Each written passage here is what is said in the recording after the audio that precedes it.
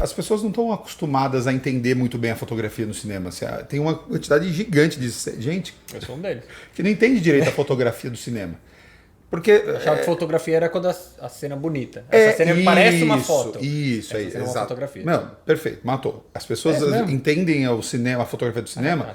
Não que seja eu isso. tô errado. Você está errado. Você vê a fotografia como... Muita gente fala, cara, olha, quando mostra aquela paisagem de um pôr do sol, nossa, que fotografia bonita. E não é isso. Também é, né? Aquele momento também é a fotografia. Mas as pessoas elas não entendem muito bem o conceito da fotografia do cinema. Então é mais fácil para entender pensar na fotografia normal. Por exemplo, é que hoje em dia é tão fácil tirar uma foto, né? Você cata o celular e já tira uma foto. Mas se você vai pegar uma câmera para fotografar, o que você tem que fazer? Que não era a mesma qualidade de você fotografar antigamente. Exatamente. Mas esquece um pouquinho a filmagem. Pensa na fotografia mesmo. Tá? Mesmo com o celular. Se você quer fazer uma fotografia muito bonita, o que você vai fazer? Vou fazer uma foto do meu prato de comida. Então eu vou pôr o prato na posição certinha, vou dispor os alimentos ali do jeitinho bonitinho, vou acertar a melhor luz possível. O Big Mac no painel. Big Mac do painel. Não é o Big Mac que você compra. Vou posicionar a câmera no lugar que eu quero para dar aquele ângulo mais bonito no prato. Vou acertar a intensidade de luz. Vou tirar a fotografia. E depois eu pego aquela imagem, eu vou lá no filtro, aí coloco um filtrozinho para ajustar um tom, para acertar um contraste. Tarará. A hora que eu deixo ela linda, maravilhosa, puta, legal, essa fotografia agora ela tá pronta para eu pôr no Instagram, né? Então assim, isso pensa na fotografia como isso. Foi uma série de fatores para chegar naquele momento. O cinema o que é? Nada mais é do que uma sequência de fotografias que lidas, né, em ordem e rápidas, fazem com que você veja uma ilusão de um movimento. É uma ilusão do movimento. Sim. Na verdade, são várias fotinhos paradas que sequencialmente geram uma ilusão. Então, o processo de fotografia do cinema é absolutamente o mesmo de um processo de fotografia congelada, que é acertar todos esses elementos. É você pensar primeiro, numa razão do aspecto. Você pode ter uma razão de aspecto 1 por 1, que é uma imagem completamente quadrada, igual aquele filme O Farol, por exemplo, né? Quadradinho aqui. Você pode ter 1,85 por 1, que significa que para cada um de um lado, você tem 1,85 do outro. Então ela é mais larga do que mais alta. Então ela já é um pouco mais wide, que é a proporção normal do 16 por 9 desse vídeo aqui. Ou então você pode ter aqueles widescreen mais amplos, que é o 2,35 por 1. Que é para cada um na vertical é 2,35 por 2. Dá para você esticar mais, ó, tá vendo? Mas aí às vezes eu vejo o filme em casa e tem uma faixa preta em cima e embaixo. Pô, puta porcaria. Não é porcaria. Você está respeitando a proporção do aspecto que o diretor e o diretor de fotografia quiseram. Escolheu para fazer a fotografia do filme, entendeu? Entendi. Mas a gente vai falar basicamente sobre essas coisas em outros momentos. Porque a gente teve a ideia, na verdade você teve a ideia muito legal, da gente trazer temas técnicos aqui de vez em quando. Sim, né? sim. Hoje vai ser fotografia, plano sequência e planos longos. Então a ideia vai ser essa. Num próximo vai ser fotografia e enquadramentos, no outro vai ser fotografia e iluminação, e a gente vai brincar e outras coisas também, né? Isso que é legal, cara. Vai ser bacana. Então a fotografia é isso, cara, é todos os elementos, todos. E aí a gente vai explorando isso. É a arte da foto, só que em vez de ser a arte numa foto, é a arte numa cena em movimento. Isso, porque é uma sequência de fotos. Sim. Certo? Entendi. Então olha só que legal. Então assim, tudo. Desde a iluminação, como que o cara vai pôr, se ele vai ter um tom de cor diferente. Tudo. Entendi. Então vamos lá, o que você separou? Nesse programa de hoje, que é o primeiro das fotografias, a gente vai falar sobre plano longo e plano sequência. Que é nada menos do que quando o diretor quer fazer uma narrativa, uma cena sem corte. Então começa um diálogo que vira uma outra coisa e de repente vira uma cena de ação às vezes e até o término dela ele faz sem cortar nenhuma vez. Então é sempre com a mesma câmera. Porque é normal no cinema o cara trabalhar com mais câmeras e tal, então ele vai cortando. Se tá tendo uma conversa e você aqui, câmera você? Câmera aqui, câmera. Isso, em eixos opostos para não confundir o espectador. A gente um dia vai falar disso no outro programa. E aí nesse caso o diretor faz um plano. Então o que é o plano longo? É quando a sequência sem cortes acontece no mesmo ambiente, no mesmo cenário. Então uma conversa dentro de uma sala, coisa do tipo. Plano sequência é quando isso extrapola para outros locais. Então você começa na sala, aí vai andando, já tá no quarto, e depois tá no corredor, vai lá para fora, pega o carro, sai, pega estrada. Sem cortes. Isso, tudo sem corte.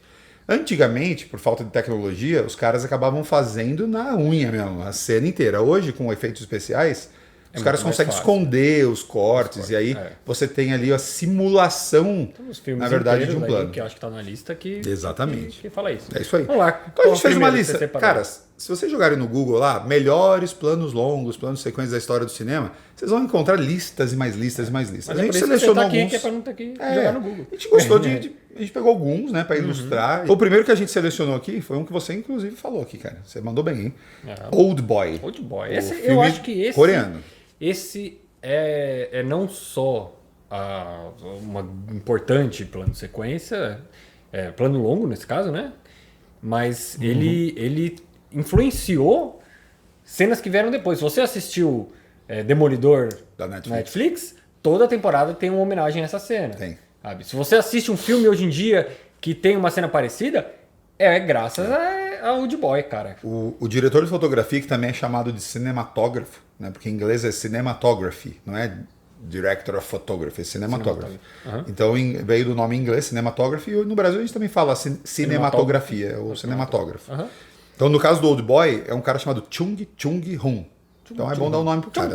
Quem sabe aparece uma imagem dele aqui, né? Se o Ângelo fizer o trabalho dele direito. Ângelo...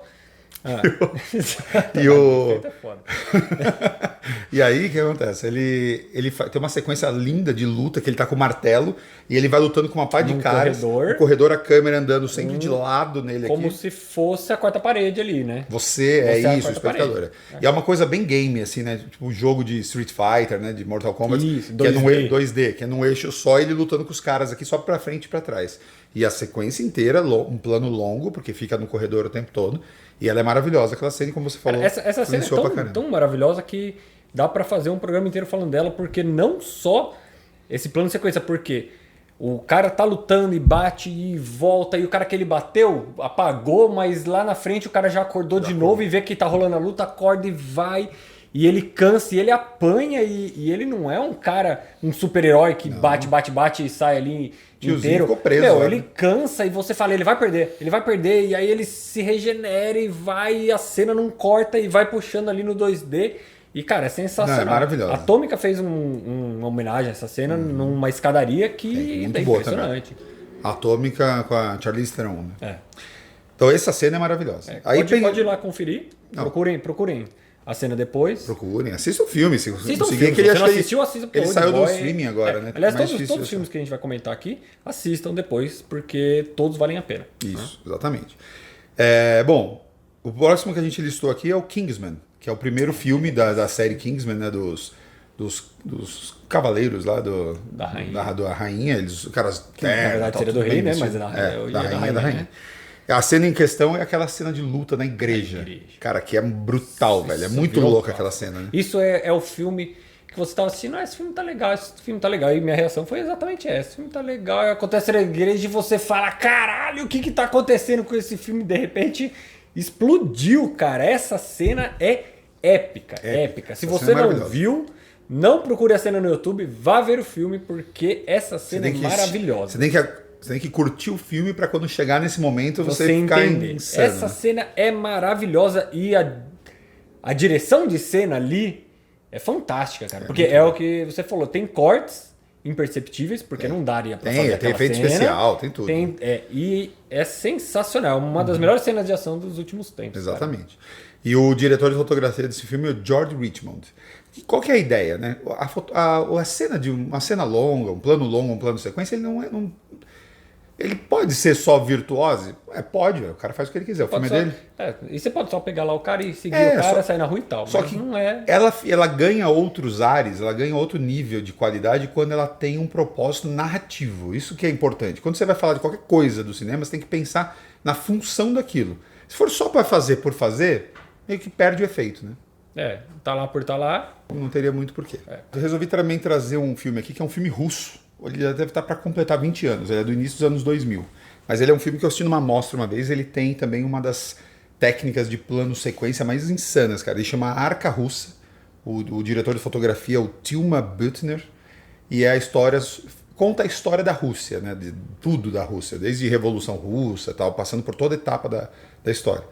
E a ideia do filme é o seguinte: a câmera vai passeando por dentro do museu de Moscou, e cada sala que ele entra tem atores interpretando sequências que são narradas dentro daquela sala quando você visita o museu. Só que é tudo na sequência. A câmera entra na porta do museu e só para a hora que chega na última sala, cara. E o museu é cheio de espelhos e tal, e o câmera consegue ir manipulando a câmera e não ser visto pelos espelhos. Talvez tenha tido algum retoque digital, alguma coisa. Mas, cara, é um filme de arte, né? Bem de arte. Ele é um pouco cansativo até por conta da temática, mas ele é um feito técnico de fotografia sensacional. Chama Arca Russa. Arca Russa. Mais difícil de achar para assistir e tal. Mas de 2002, né, cara? É de 2002. Vai fazer Russo ainda, efeito digital ali, era muito retoquinho. Sim. Básico. Bem básico. Mas assim, vale a pena colocar no YouTube, talvez, para ver algumas cenas dele, só para entender um pouco do conceito. É bem legal. Esse aqui é importante a gente trazer, porque você até que citou, ele ganhou vários prêmios recentemente, então a gente tem que falar, né? Que é o 1917. Cara, esse filme... Quem fez a fotografia é o Roger Deakins, que é um dos caras mais condecorados aí da fotografia. E aí ele fala um pouquinho, né? Ele faz um filme inteiro de guerra. Ele é um filme inteiro, né, em plano de sequência. Ele não corta, ele tem um corte no meio do filme, um corte. Tem uma ressalva, eu gostei. Não, ele tem alguns cortes a mais. Tem, se você olhar, tem vários cortezinhos. Por exemplo, câmera passando atrás de um monte. Não. Né? Eu digo assim, ele tem uma cena no meio do filme... que é declarada um corte. Declaradamente sim. É um corte. Tem razão. De resto, é o filme inteiro passando a 24 horas. É um filme de 2 horas? São 2 horas da história do cara correndo no meio da Primeira Guerra Mundial. O corte real é quando o personagem dá uma desmaiada e ele acorda à noite já. Então realmente é o primeiro corte oficial. Corte oficial que tem.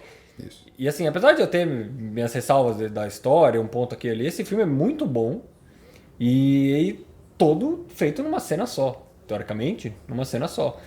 E esse é um excelente... Existem filmes antes dele feito assim, mas esse é um filmaço que conseguiu se ressaltar fazendo isso, que se passa de uma vez.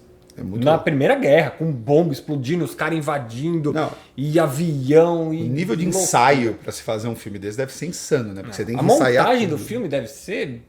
Porque você, como tem os cortes escondidos, a montagem tem que esconder bem isso junto com os efeitos especiais. Montador, né? Mas vai lá conferir que você vai entender do que a gente está falando. Sensacional. Porque esse é um filme bem famoso, né? Acho que as pessoas viram. O outro que eu gosto de sempre falar aqui é o Festim Diabólico, um filme do Alfred Hitchcock, de 48. São dois fotógrafos, William Skoll e Joseph Valentine. Cara, esse filme é o seguinte, ele é poderia se dizer que ele é um plano longo, porque ele está o tempo todo dentro de um apartamento, onde dois amigos que moram juntos cometeram um assassinato, esconderam o corpo dentro de um baú, serviram o jantar em cima do baú e convidaram as pessoas que conheciam o cara para testar. É um teste social de como que as pessoas conseguem perceber situações como essa. A história é maravilhosa, o filme é incrível. E o Hitchcock quis fazer ele no plano de sequência para dar uma sensação de teatro. Tá aí, ó, que a gente estava falando sobre o propósito do plano de sequência. Ele quis que parecesse uma peça de teatro, porque ela parece um sai de baixo, assim, sabe? O apartamento aberto, assim, então você vê. Você vai no horizontal. Sala e cozinha, assim, né? E aí, só que é o seguinte, e nessa época, em 1948, sem efeito especial, sem nada, sem cinema digital, o Hitchcock teve que filmar com câmeras analógicas. E o rolo de filme só grava 20 minutos. Não sei se você sabe isso, mas um rolo de filme tem filme suficiente para 20 minutos de filmagem. E o filme tem 80 minutos. Então, ele precisou fazer vários cortes. Na verdade, tem 10 cortes oficiais escondidos. E ele faz o seguinte, por exemplo, ele está filmando, nisso o ator passa, ele encosta a câmera nas costas do ator e já sai. Então é na hora do encostar que ele traz outro rolo, troca aqui. E aí ele já sai e continua filmando. Então é muito fluido, assim, o cara passa na frente da câmera e o corte está escondido ali naqueles momentos. Quer dizer, é o que eles fazem isso hoje em dia, em 1917. No 1917 você consegue ver, cortaram aqui, cortaram ali. Só que nessa época não tinha isso, né? Nessa época dava pra enganar e achar que o cara fez de uma vez e falar, como é que o cara fez isso de uma vez só com um rolo de 20 minutos? Exatamente. Isso aí. Por isso que muita gente diz, né, que se o Hitchcock tivesse ficado vivo e produtivo na era do cinema digital, cara, provavelmente a gente teria tido umas coisas muito loucas, cara. Porque com câmeras que dessem para realizar melhor as ideias dele, ele ia viajar num nível, cara, sensacional. Então muita gente fala que gostaria de ver um filme do Hitchcock com ele produzindo em eras digitais, assim, sabe? Que devia ser muito interessante, cara. Vou conferir.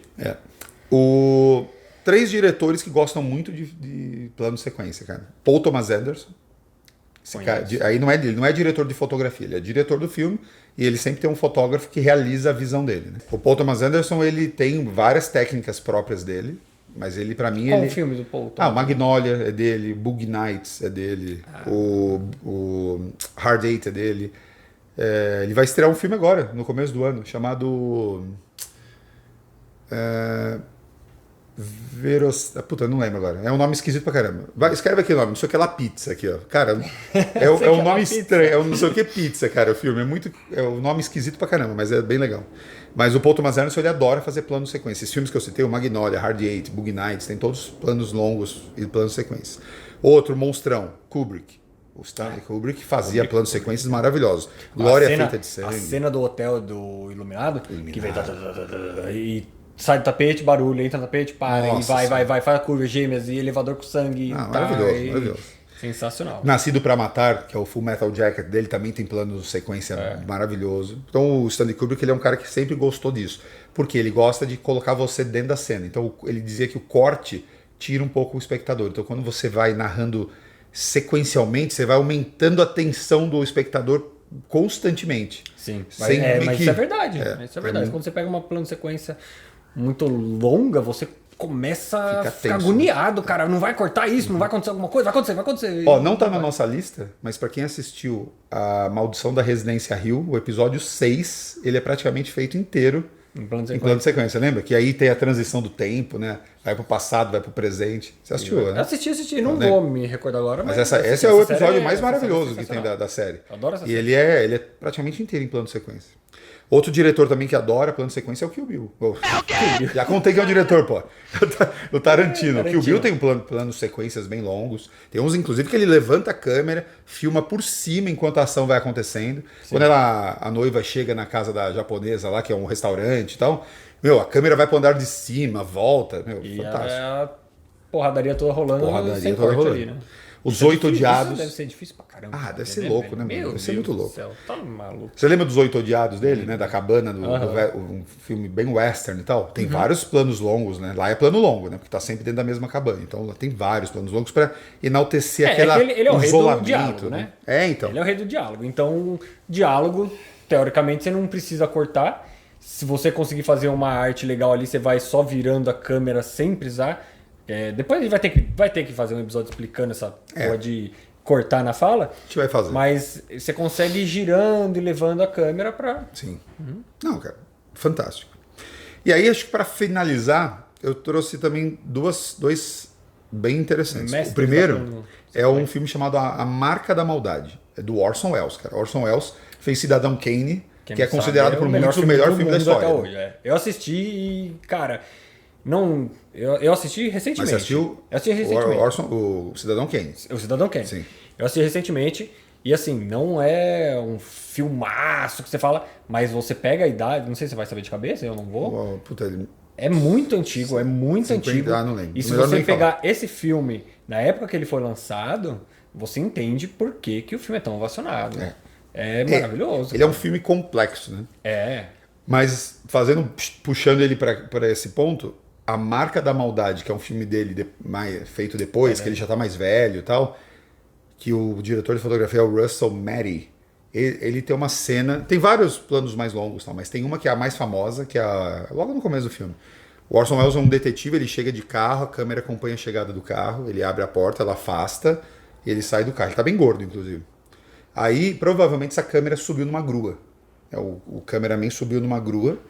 E aí... Acho que ele passa a câmera. Ou ele passa a câmera. Ele passa a câmera. E aí, o Orson Welles começa a andar na beira da cidade, aquelas cidadezinhas pequenas de deserto, sabe? Sim. Ele começa a andar e a câmera sobe e vai filmando ele caminhando, e com isso você consegue ver a geografia toda. Então tá aí o propósito. O objetivo era você entender a geografia da cena, do local onde a situação se passa. E aí ele anda, e a grua vai acompanhando. Quando ele chega lá na ponta, a câmera desce encosta nele de novo e aí dá sequência pra dentro da cidade. Então, cara, é complexa pra caramba, porque é sem efeito, sem nada. E é uma das cenas mais bonitas visualmente que o cinema já produziu. Então, quando você puxa lista dos melhores planos, sequência e tal, normalmente a Marca da Maldade tá ali, pelo menos entre os 3 primeiros, ele sempre aparece. É muito legal. Interessante. E aí, pra finalíssima, acho que a gente não podia deixar de comentar de um fotógrafo atual, de um cinematógrafo atual, que tem feito um trabalho lindo, que é o Emmanuel Lubezki. Cara, esse cara, ele é gênio, velho. Ele é gênio. Ele adora fazer também os planos sequência, né? O Iñárritu, o diretor de cinema lá, que fez O Regresso, fez Birdman, ele sempre usa esse diretor de fotografia, eles têm uma parceria muito grande. E esses 2 filmes, o Birdman, é praticamente um filme inteiro em plano sequência. E o Regresso tem alguns planos mais longos, mas tem um específico, que é Ataque dos Índios, no Leonardo DiCaprio lá e tal, que aquela cena também é bem brutal e bem difícil de fazer. Só que o Emmanuel Lubezki já tinha feito antes Filhos da Esperança, do Alfonso Cuarón, que eu acho um filme maço, e tem vários momentos de plano sequência. Tem a cena de perseguição do carro lá, carro, cena, nossa. Você fica aflito ali, cara. E no final do filme tem a guerra lá, que ele sai no meio da guerra. Puta, cara, maravilhoso. Se você não assistiu, vai conferir, põe no topo da lista aí, até o próximo episódio, porque no próximo episódio vem mais filme pra você pôr no topo da lista. Põe, porque Filhos da Esperança. Filhos da Esperança. Children of Men. Children of Men. E o Gravidade, cara. Aquele filme Gravidade com a Sandra Bullock. Cara, o Gravidade ele é perfeito para plano sequência, porque no espaço você não tem referência das coisas, né? Você vê que você perde a referência das coisas. Então, você não tem necessariamente que fazer eixos digital, de câmera. Tem uma cena maravilhosa. Aquilo é gênio, cara. Por isso que fala, que eu volto a repetir, tem um motivo para ser o que é. Você não usa a fotografia... eu ia comentar, mas quando a gente fechasse, mas assim, não é só a fotografia, não é só uma plano sequência. Não é só filmar o cara saindo e andando. Tem que ter um porquê. Tem que ter um propósito. Tem que dizer o porquê. E tem que ser um propósito narrativo no filme e fazer você entender por que está acontecendo aquilo dentro do filme. E isso é a genialidade. Quando a Sandra Bullock se desprende daquele maquinário todo que ela tá lá na hora que os detritos destroem parte da nave dela, e ela sai voando. E você acha que ferrou ali. Vai embora. A câmera fica parada e ela começa a rodar e ela vai indo embora. E a câmera parada. Então assim, você tá num plano longo, filmando ela indo embora. De repente, ela começa a voltar. Aí você fala, ué, como é que ela voltou? Um ioiô? Não. Na verdade, é como se a câmera já estivesse lá do outro lado, com ela chegando na câmera. Só que não tem o corte, cara. Como você tá no espaço, não tem referência. A câmera pode só ter girado. E você nem percebe isso. E você não percebeu. Porque cara, é maravilhoso aquilo. Sem contar que tem momentos da câmera filmando ela, a câmera se aproxima e ela fica rodando na cena. De repente, ela começa a ir diminuindo a velocidade, diminuindo, e você percebe que o cenário ao redor é que começa a rodar. Isso é, a câmera aos poucos foi entrando no eixo do giro dela e começou a rodar com ela. Então, até que no momento ela tá parada e o cenário é que tá rodando em volta. E aí entra a câmera numa sequência só. E aí a câmera entra dentro do vidro do capacete dela, então você percebe todo o trabalho de áudio, daquela respiração, né? Se você entra junto. Você entra junto, você tá dentro, você fala, caramba, que louco, a função narrativa do plano de sequência. Tá aí, ó, cara, Hitchcock não poderia fazer isso, coitado. Nessa época ele não tinha tanto. Ele tinha ideia, mas talvez não conseguisse realizar tanto. Então é isso. Emmanuel Lubezki, monstrão da fotografia do plano de sequência, cara. Bom. É isso, meu velho. Bom, entendeu um pouquinho mais sobre ele? Hoje eu tive uma aula. Né? Vocês também tiveram uma aula. Grande mestre Felipe. Mas legal. Então acompanha aí, porque a gente vai fazer mais desses episódios técnicos, tá? Vão vir mais desses. E se tiver alguma ideia, se tiver alguma dúvida, sempre quis saber o que é isso, o que é aquilo, manda pra gente, comenta aí. Compartilha com seus amigos, pergunta pro seu amigo, você tem alguma dúvida de cinema? Tá aqui, ó, ouve esse podcast e manda lá que a gente faz. Da hora, muito bom. Cara, curte cinefagia.br, pega o vídeo, repassa, vai lá no podcast, né? Ouve lá também, repassa. Foi no Story dos negócios. History Channel. Quem sabe onde a gente vai pro History Channel? Nossa, quando a gente morrer. E já é famoso. Aí vai lá, né? O legado dos caras. Beleza. Beleza, meus velhos. Valeu.